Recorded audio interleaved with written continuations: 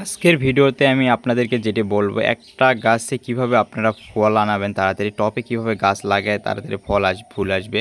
আর ফুল আসার পর একটা ফুল থেকে ফলে পরিণত হতে কতদিন সময় লাগে, একটা ফুল ফুটতে কতদিন সময় লাগে, আর ফুল সবগুলো কি আটকে বা সবগুলো কি থাকে, বিস্তারিত সব কিছু আপনারা একটা ভিডিওতে জানতে পারবেন, কোনো সমস্যা নেই। আপনারা যে ফুলটি দেখতেছেন এই ফুলগুলো এখানে আপনারা যে দেখতেছেন এটা কিন্তু কলি।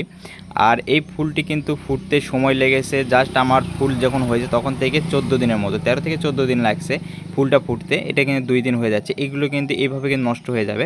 এখান থেকে নষ্ট হয়ে যাওয়ার পর এখানে যে গোড়াটা থাকবে এটা কিন্তু পড়ে যাবে, এইটা উপরে ফুলটা কিন্তু পড়ে যাবে এখান থেকে। এই যে গোড়াটা থাকবে এটাই কিন্তু ফল, এই গোড়াটাই কিন্তু ফল। আর আপনারা হয়তো অনেকে বোঝেন না। আর উপরে যে ফুলটা আপনারা দেখতে পারতেছেন এটা আবার নতুন করে ফুটছে, কিন্তু এটা কিন্তু দিনে রাত্রে কিন্তু ফুল ফোটে। আপনারা অনেকে পরগান হয় না, ওটা অনেক কিছু, কিন্তু দিনে কিন্তু ফুলটা থাকে। আমি দেখতে পারলাম দিনেও কিন্তু ফুলটা থাকে, হয়তো 2-4 ঘন্টা থাকবে, এরকম দিনেও থাকবে ফুলটা, ফুলে সমস্যা নাই।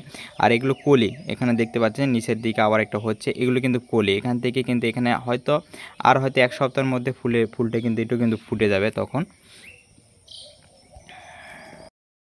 আমার কাছে ফুল আসতে সময় লাগছে 1 বছরের মতো, বেশি না, 1 বছরের ভিতরে। প্রথমের দিকে আমি বুঝি নাই গাছে, আর টপে এটি গাছটা লাগাইছি।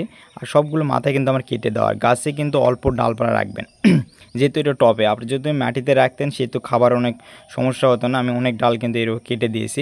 আপনারা কিন্তু ভাববেন না যে যত বেশি ডাল রাখবো তত বেশি আমার ফল আসবে, কখনোই সম্ভব না। আপনাকে গাছে কিন্তু খাবার দিতে হয়, এটি কিন্তু গাছে কিন্তু আমার খাবার দেওয়া আছে।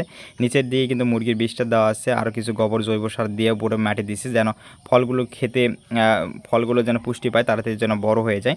আর গাছে দেখেন অল্প কয়েকটা আমি গাছ রাখছি, জাস্ট একটা গাছেই কিন্তু এরকম হয়ে গেছে। আমার সাইডে আরেকটা গাছ আছে, 2টা মাত্র গাছ এখানে। আর এই তো হলো আজকের বিস্তারিত বিষয়। ধন্যবাদ, ভালো থাকবেন। যারা এখনও বোঝেন নাই বুঝে নেবেন পরবর্তী অন্য ভিডিওগুলোতে। আর এইরকম